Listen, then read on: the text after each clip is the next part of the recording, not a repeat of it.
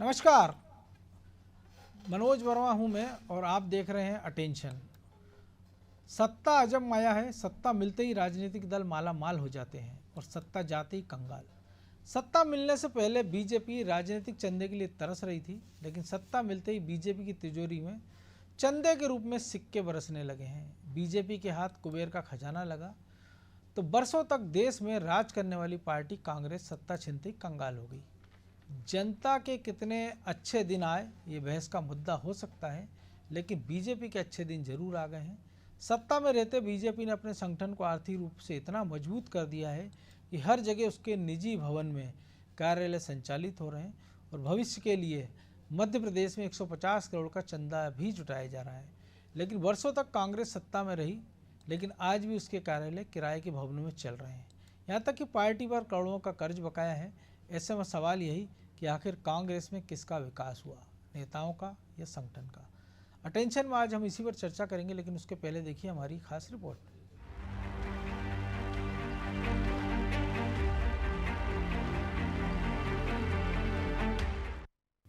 BJP सरकार प्रदेश को आत्मनिर्भर बनाने की दिशा में काम कर रही है, तो संगठन भी आत्मनिर्भर बनता जा रहा है और अब संगठन को आर्थिक रूप से और मजबूत बनाने की तैयारी है, जिसके लिए देश भर से भाजपा चंदा जुटा रही है। मध्य प्रदेश में भी समर्पण निधि अभियान के तहत 150 करोड़ रुपए जुटाने का लक्ष्य रखा गया है। इस अभियान की शुरुआत भी शुक्रवार को हो गई है। प्रदेश अध्यक्ष वी डी शर्मा ने धार्मिक स्थल से इसकी शुरुआत की है, लेकिन कांग्रेस बीजेपी इस अभियान पर सवाल उठा रही हैं और इस अभियान को वसूली की निगाहों से देख रही हैं। ये आत्मसमर्पण नहीं है, ये चंदा वसूली है। पहले मुख्यमंत्री जी कहते थे भांजे भांजियों का मामा हूँ, अब चंदा मामा कहलाएंगे। वैसे ही भोपाल में एक विधायक चंदा मामा के नाम से फेमस है। और जो कोरोना काल में जनता त्रस्त हो गई, जिनके काम धंधे बंद हो गए, जिनके रोजगार चले गए, जिनका कोरोना से लड़ाई में पैसा चला गया, किसानों की फसलें नष्ट हो गई, आज उनके पास जाके वसूली की बात कर रहे हैं। बल्कि जाना चाहिए वहाँ पर 65,000 बूथों और 1-1 लाख रुपए परिवार को दें। मोदी ने कहा था 15 लाख हर परिवार को देंगे, 15 नहीं दे रहे तो 1 तो दो। समर्पण निधि ने नाम तो समर्पण का दिया है, चंदा तो इनका धंधा है, लेकिन बेहद गंदा काम है ये। आप देखें कोरोना काल चल रहा है, व्यापार व्यवसाय तबाह है, नौकरी जा चुकी है, लोग खाने को मोहताज हैं, आत्महत्या कर रहे हैं। ऐसे समय इन्होंने चंदे के इस धंधे को बंद करने के बजाय इसका लक्ष्य और बढ़ा के 150 करोड़ कर दिया गया है और अब फिर डायरिया लेके निकल जाएंगे। नाम तो समर्पण निधि का दे रहे हैं, ये तो सत्तारूढ़ पार्टी का टेरर टैक्स है। सत्ता के नाम पे धमकाएंगे, सत्ता के नाम पे चमकाएंगे। तमाम फुर्सती इनके छुड़बैये नेता डायरिया हाथ में लेके निकल जाएंगे। व्यापारी बेचारे एक बार फिर दुकानें बंद करके, अपने संस्थान बंद करके भागेंगे। एक वहाँ बड़ा संकट का समय चलने वाला है, क्योंकि चंदा इनका धंधा फिर चालू हो गया है और ये वर्षों से इनका धंधा चलता है। ऐसे समय जब संकट काल का समय, और भाजपा नेताओं ने तो इतने वर्ष की सत्ता में यूं ही लाखों करोड़ों रुपए कमाए। बीजेपी के समर्पण अभियान पर सवाल उठाने वाली ये वो कांग्रेस है जिसने देश में 70 साल राज किया, लेकिन अपने संगठन को आर्थिक रूप से मजबूत नहीं कर पाई। कांग्रेस के कई कार्यालय आज भी किराए के भवन में चल रहे हैं। कांग्रेस की ये स्थिति है कि सत्ता जाने के बाद करोड़ों के कर्ज में डूब गई। कांग्रेस पार्टी पर लगभग 19 करोड़ रुपए का कर्ज है। ये कर्ज कांग्रेस को आवंटित 3 प्रॉपर्टीज के किराए का है। एक आरटीआई में खुलासा हुआ है कि सोनिया गांधी और कांग्रेस पार्टी ने 26 अकबर रोड बंगले का दिसंबर 2012 से, 10 जनपद का सितंबर 2020 से और चाणक्यपुरी का अगस्त 2013 से किराया नहीं चुकाया है। जब बीजेपी आज खुद आत्मनिर्भर बन रही है, तो कांग्रेस को उसके संगठन पर सवाल उठाने की जगह अपने संगठन में झांकना चाहिए, क्योंकि बीजेपी ने इतने कम समय में सत्ता में रहते अपने संगठन को आत्मनिर्भर बना लिया है। जगह जगह उसके खुद के कार्यालय हैं और अब तेज गति से आगे बढ़ते जा रहे हैं। लेकिन कांग्रेस 70 साल सत्ता में रहने के बाद भी इस मुकाम पर नहीं पहुंच पाई। ऐसे में बीजेपी के इस अभियान पर कांग्रेस सवाल उठा रही है, जिसका प्रदेश अध्यक्ष वी डी शर्मा ने करारा जवाब दिया है। कांग्रेस जिंदगी भर काले धन के आधार पर इस देश के अंदर आगे बढ़ती रही और काले धन का ही उनका विचार है और उनके खून में भी काला धन है। जैसे माननीय प्रधानमंत्री कहते हैं कि फूट डालो राज्य करो, यही कांग्रेस के चरित्र उनके जीन्स में है। तो उनको लगता है कि सब लोग ही ऐसा करते हैं, लेकिन मैं तो आज भगवान के मंदिर में हूँ, मैं किसी की आलोचना करना यहाँ उचित नहीं मानता, लेकिन मैं ऐसा मानता हूँ कि वो काले धन के बारे में ही सोच सकते हैं। लेकिन ये जो हम अभियान हमारा है कार्यकर्ताओं का, अपने विचार के लिए और अपने संगठन के लिए समर्पण हैं। ये किसी प्रकार का कोई कलेक्शन नहीं है। बीजेपी आत्मनिर्भर बन रही है और कांग्रेस की आर्थिक स्थिति इसी से पता चलती है कि सत्ता जाने के बाद वो करोड़ों रुपए के कर्ज में डूब गई है। ऐसे में सवाल यही उठता है कि क्या पार्टी के बड़े नेताओं ने सिर्फ अपने विकास के लिए काम किया है, न कि पार्टी के विकास के लिए। अगर पार्टी के लिए किया होता तो आज ये स्थिति न होती। ब्यूरो रिपोर्ट, अनादि टीवी।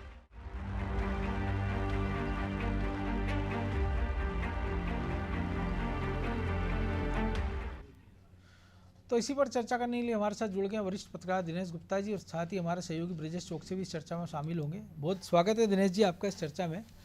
और जो वी.डी. शर्मा ने कहा है, बीजेपी के प्रदेश अध्यक्ष हैं, कि कलेक्शन नहीं है समर्पण है, और वाकई अगर ये समर्पण है तो 150 करोड़ रुपये इसके पहले क्यों नहीं जुटाए गए, और अगर वाकई ये समर्पण है तो कांग्रेस को क्या आपत्ति है, और अगर वाकई ये कलेक्शन नहीं है समर्पण है तो फिर कांग्रेस भी ये कर सकती थी, क्योंकि बीजेपी से तो 3 गुना समय तक उनने ज्यादा राज किया मध्य प्रदेश में या देश में।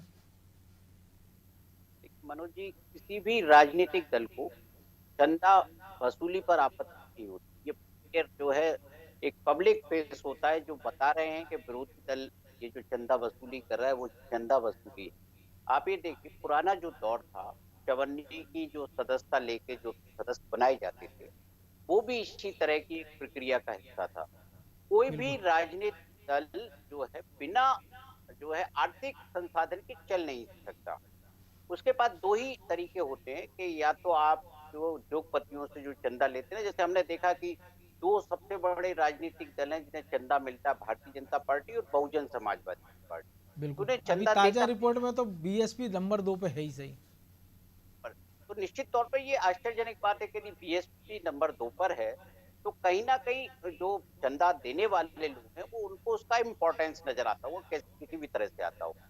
आप भारतीय जनता पार्टी है उसका ये अभियान आप हम देखते हैं ना, हर दूसरे तीसरे साल चलता है। जो समर्पण निधि कहेंगे, कभी जो है आप किसी भी नाम से वो एक अभियान चलाता है। उनका जिस तरह से भारतीय जनता पार्टी की रणनीति होती है वो ऐसे कार्यक्रम होते हैं कि कार्यकर्ता आम जन तक पहुंचे।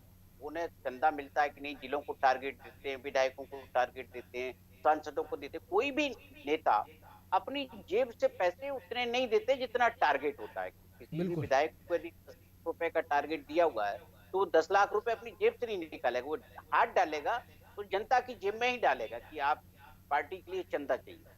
और चंदे का जो अर्थशास्त्र है वो वोटों से जुड़ा हुआ है। कहीं ना कहीं ये मान लेते हैं राजनीतिक दल के चंदा दे रहा है तो वोट भी कहीं ना कहीं ये मिल ही जाएगा। ये जो कांग्रेस पार्टी एक अलग चरित्र की पार्टी है, उसमें चंदे से पार्टी किसी दौर में चला करती थी जब गाय बछड़े का निशान होता था या दूसरे जो जिस तरह की जो उनका नेतृत्व हुआ करता था। अब तो जो धन कुबेर जो कुबेर राजनेता होते हैं उनके प्रयासों से पार्टी चलती, तो वहां ये इस तरह के चंदे के या सदस्यता अभियान के तौर पर जो है धनराशि एकत्रित करने के अभियान नहीं चलते हैं। और कांग्रेस के किसी भी नेता को जहां भी सत्ता में रहे या ना रहे वो कम से कम अपनी सामर्थ्य के अनुसार अपनी राजनीति भी चलाते हैं और पार्टी भी चला लेते हैं। तो जो सामर्थ्य के हिसाब से आप कह रहे हैं, तो सामर्थ्य के हिसाब से तो मजबूत नेता जो हैं कांग्रेस में ज़्यादा बीजेपी के बनिस्पत, तो फिर क्यों स्थिति आ जाती है कि जब कांग्रेस पार्टी सत्ता से बाहर होती है तो इतने नीचे के लेवल पर हम देखते हैं कि वो चाय की दुकानों का पैसा नहीं दे पाते हैं, चाय की उधारी, वो बिजली का बिल नहीं भर पाते हैं, वो किराया नहीं दे पाते हैं, वो लीज रेंट नहीं दे पाते हैं। देखिए, जहाँ तक लीज रेंट का जिस आप संदर्भ में बात कर रहे हैं, किराया जमा करने की बात, ये किराया जमा करना एक जो है कहीं ना कहीं उनका एक चूक है। जो जिस तरह का दिल्ली में सिस्टम है कि आपको नोटिस मिल जाता है, खाली करने की कार्रवाई हो जाती है और यदि आप पेनल्टी वगैरह लगी है तो फिर उसको एक अलग प्रोसेस है। जिस तरह के नाम सामने आए हैं तो आज नहीं वो किराए तो भरेंगे, उनको कोई ऐसा नहीं है कि उनके पास कोई पैसे की कमी। यदि राजीव गांधी के नाम पर ट्रस्ट चल रहे हैं, चैरिटी संस्थान चल रहे हैं, तो उनको कोई पैसे की कमी किसी के पास नहीं है। और जहाँ दूसरे नेता होते हैं जिसे आप जो है थर्ड फोर्थ कैटेगरी के नेता कहें, उनके पास भी ऐसा नहीं है कि बिल्कुल जो है चाय पी है तो पैसे नहीं होंगे।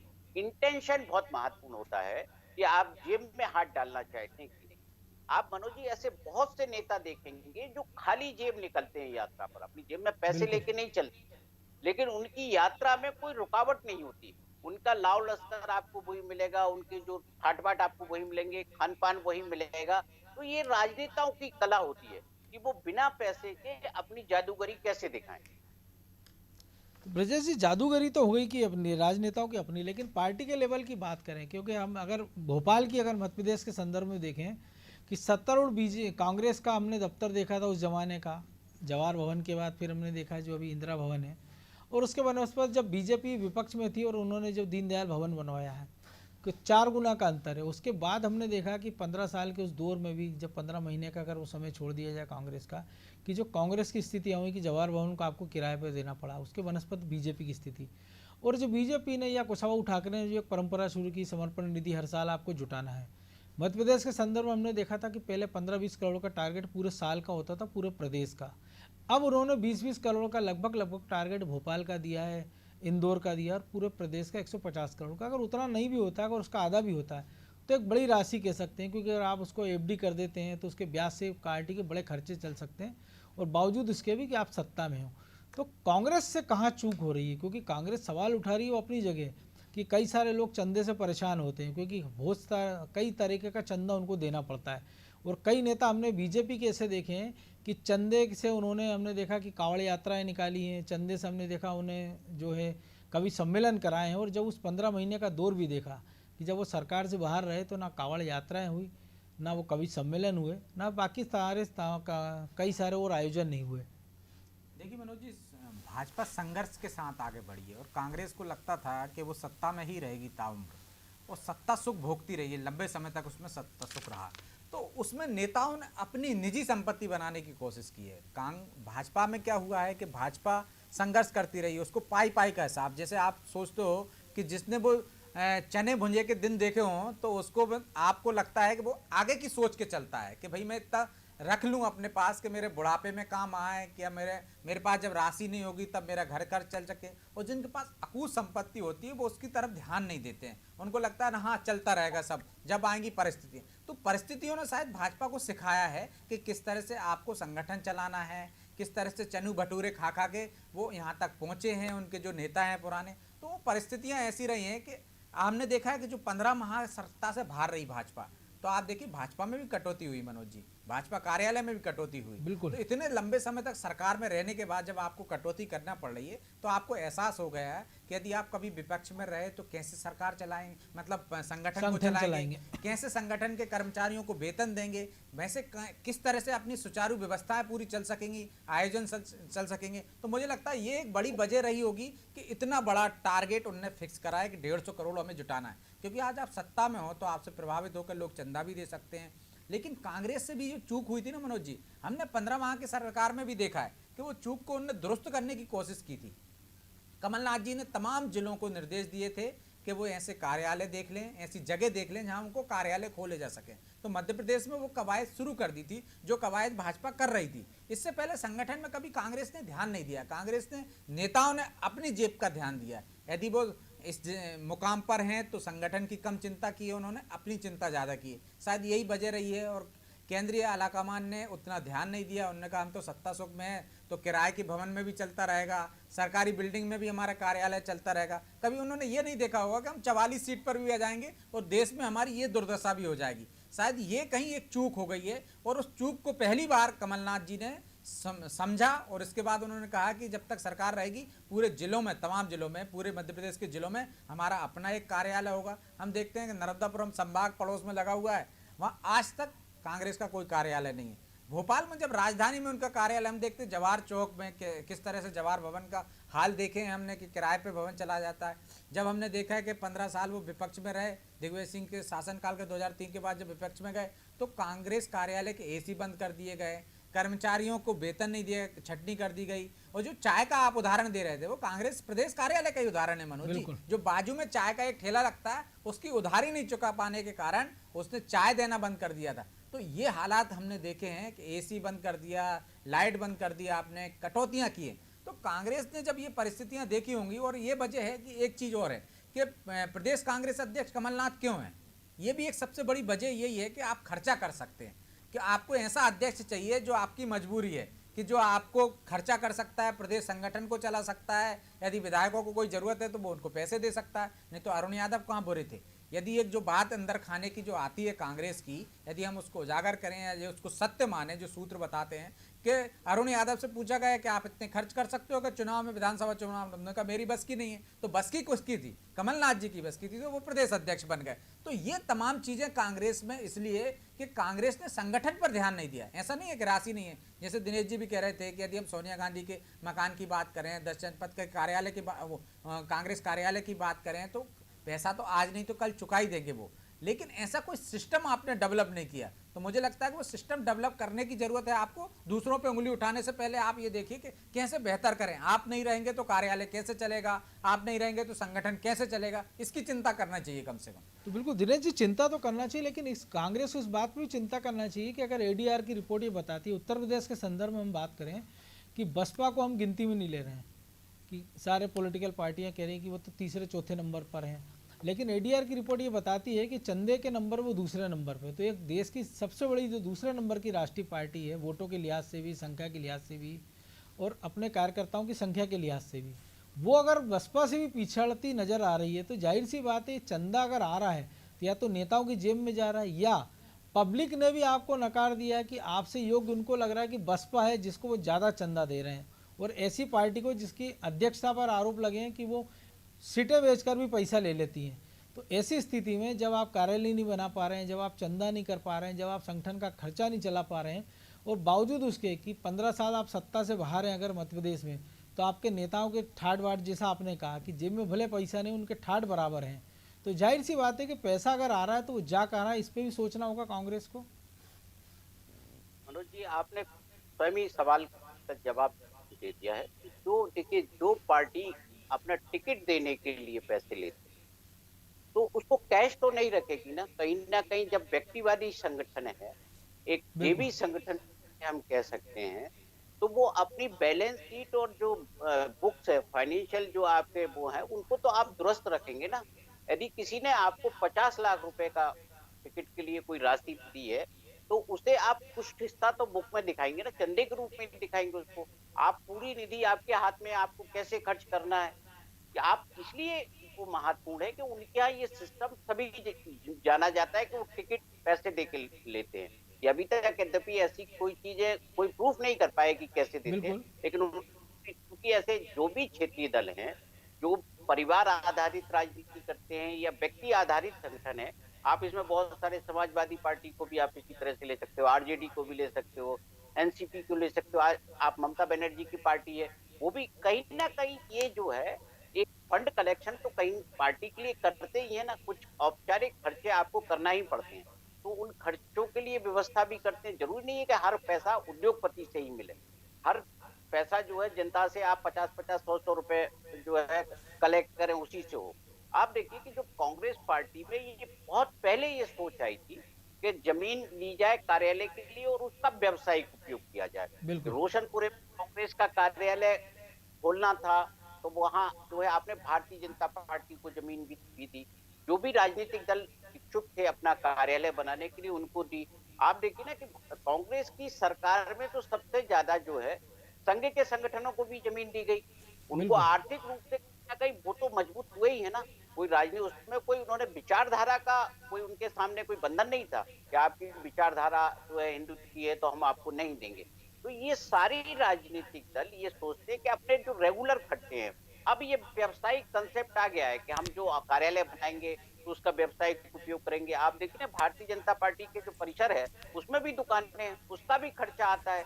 लेकिन जब आपकी आय से अधिक खर्चा, कोई भी ये नहीं चाहता कि हम जो है जो खर्चे बढ़ गए हैं उसको उसका कहीं और से इंतजाम करें। यदि खर्चे हमारे पास आमदनी कम है और खर्चा ज्यादा है तो वो ये चाहता है कि यदि मुझे किराए से 10,000 रुपए मिल रहा है तो मैं 10,000 रुपए खर्च करूं, क्योंकि जो अध्यक्ष है उसकी जिम्मेदारी होती है कि वो वेतन का भी इंतजाम करे, बाकी जो मीटिंग के खर्चे वर्चे हैं वो करे। जब सरकार होती है, चाहे कांग्रेस की सरकार रहे या भारतीय जनता पार्टी की सरकार रहे, राजनीतिक आयोजनों का जिम्मा तो सरकार का कोई ना कोई विभाग उठाता ही है ना।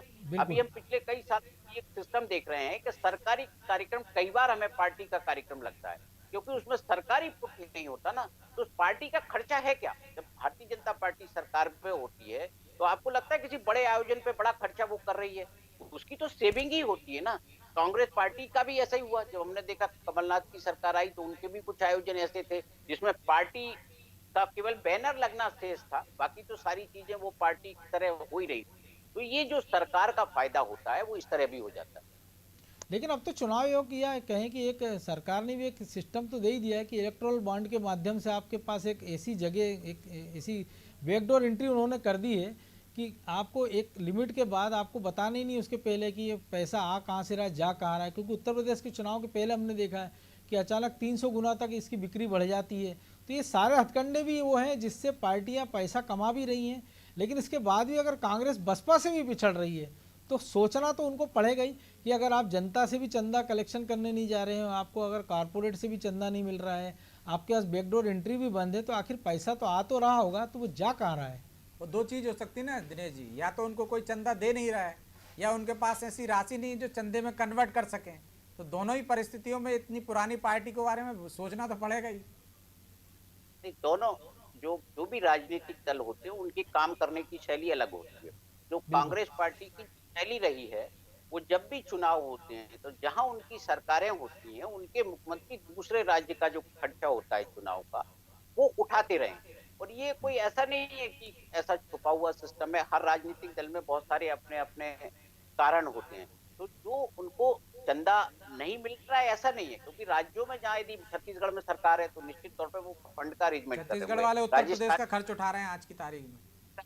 राजस्थान वाले भी कहीं का खर्चा उठा रहे होंगे, क्योंकि उत्तराखंड में चुनाव है तो हो सकता है कोई और राज्य उठा रहा होगा। तो सरकारें होने का जो फायदा होता है, एक पार्टी फंड का एक हिस्सा अलग होता है। जैसे हम मध्य प्रदेश का उदाहरण देखें, जैसे जो विधायक होते हैं उन्हें अपनी जो वेतन की एक राशि विधायक दल में जमा करानी होती है, पार्टी निधि में जमा करानी होती है, क्योंकि आप पार्टी के सिंबल पर विधायक चुने गए हैं तो उनकी एक व्यवस्था है। हर राजनीतिक दल में व्यवस्था नहीं होती और कई राजनीतिक दल जो है अपना वित्तीय संचालन के लिए, जैसे हमने देखा था कि सीताराम कीर्ति उन जो वो कहते थे उन्होंने तो सबसे स्वर्णिम युग में जो है पार्टी के कोषाध्यक्ष रहे हैं। वो जो कहते थे पार्टी वही सही थी, ना उनके पास कोई खाता वही जो केसरी का वही सही, जो एक नारा चलता सही है। तो ब्रजेश जी एक जी दिनेश जी कुछ कह रहे थे आप? हाँ, तो वहाँ जो काम करने का तरीका है कि वहाँ ऐसा नहीं होता कि पहले, अब तो चूंकि चुनाव आयोग ने इस तरह के प्रावधान कर दिए हैं कि आपको हिसाब किताब देना पड़ेगा। पहले तो जो कैश में पैसा आता था, मध्य प्रदेश में भी हमने देखा था कि बहुत सारा विवाद हुआ था फंड को लेके, क्योंकि यहाँ जो पार्टी को फंड मिलता था उसके भी हिसाब किताब नहीं मिलते थे, क्योंकि कागज का कोई हिसाब किताब नहीं था। अब तो कागज ही महत्वपूर्ण हो गया, ITR भी आपको जमा करना होता है। बिल्कुल। तो ब्रजेश जी एक छोटी सी प्रतिक्रिया कि एक दौर हमने इसी मध्य प्रदेश में अब ये भी देखा कि जब इंटरनेट पे इसके छापे पड़े थे, कई सारे IPS अफसरों के नाम आए, राज्य पुलिस प्रशासनिक अधिकारियों के नाम भी आए, तो एक रास्ता वो भी था शायद खर्चे का। तो जो अगर सेफ रास्ता तो यही कि अगर आप जनता से जुटा लें, या दूसरा रास्ता बसपा वाला आपके पास कि पैसा उन कार्यकर्ताओं के माध्यम से पार्टी फंड में आए और उसको आप ब्लैक से वाइट कर लें। तो तीसरा रास्ता जो कांग्रेस चुन रही है, तो बेहतर है कि दोनों में से कोई एक रास्ता चुन ले। वो देखिए मनोज जी, जिस दूसरे रास्ते की आप बात कर रहे हैं वो तो एक तरह से आप असंवैधानिक हो गया, गैर कानूनी तरीके से हो गया। दूसरा रास्ता आप एक पहला रास्ते की जो आप बात करें कि लोगों से आप अपने लिए कि चंदे के लिए कि पार्टी चलाना है, तो वो आप ले सकते हो जिस तरह से निधि इकट्ठा करती है भाजपा। लेकिन दोनों ही मापदंडों में यदि आप चंदा ले रहे हो कहीं, या तो पब्लिक से ले रहे हो या उद्योगपतियों से ले रहे हो, तो आपको उसमें पारदर्शिता होनी चाहिए बाकायदा कि आपने फला व्यक्ति से चंदा लिया है, उसने किस पार्टी को दिया है, किसको नहीं। वो कहीं ना कहीं राजनीतिक दल उसमें बचने की कोशिश करते हैं। तो वो जो कहीं पारदर्शिता आ जाएगी तो मुझे लगता है कि जो एक बात उठती है, जो कांग्रेस आरोप लगा रही है, बड़ा संकट है ना कि जब फिर डाउ केमिकल जैसे कंपनियों के नाम भी आते हैं कि जो गैस कांड के लिए जिम्मेदार हैं, और आप कोसते हैं, फिर पता लगता है कि आपकी जब जानकारी निकलती कि उनसे भी आपने चंदा ले लिया। लेकिन अब क्या करें, गंदा है पर धंधा है। लेकिन अब चूंकि समय इजाजत नहीं दे रहा है, इसलिए चर्चा को यहीं विराम देना होगा। तो निश्चित तौर पर कि बीजेपी ने एक बड़ा टास्क लिया है और कांग्रेस भले उसकी आलोचना करे, लेकिन कांग्रेस को भी सोचना होगा कि अगर संगठन को चलाना है और सुचारू रूप से चलाना है, और जो गुप्ता जी ने कहा, ब्रजेश जी ने भी कहा है कि अगर पारदर्शी तरीके से अगर आपको चलाना है तो उस पूरे चंदे का हिसाब किताब आपको जनता के सामने रखना होगा, और वो तब हो पाएगा जब आपका संगठन मजबूत होगा और एक नंबर के से आप जो है चंदा वसूली की बात करेंगे। लेकिन हो ये रहा है कि बीजेपी हम देखें कि बीजेपी में जो चंदा लिया जा रहा है वो संगठन को मजबूत कर रहा है, और कांग्रेस में जो चंदा लिया जा रहा है वो नेताओं को मजबूत कर रहा है। तो कांग्रेस को भी सोचना होगा कि नेताओं को मजबूत करना ज़्यादा ज़रूरी है संगठन को, क्योंकि अल्टीमेटली जब आप चुनाव में जाते हैं तो संगठन आपके ज़्यादा काम आएगा बनिस्पत नेता के। तो अटेंशन में आज इतना ही, मुझे दीजिए इजाज़त और आप देखते रहिए अनाज टीवी। नमस्कार।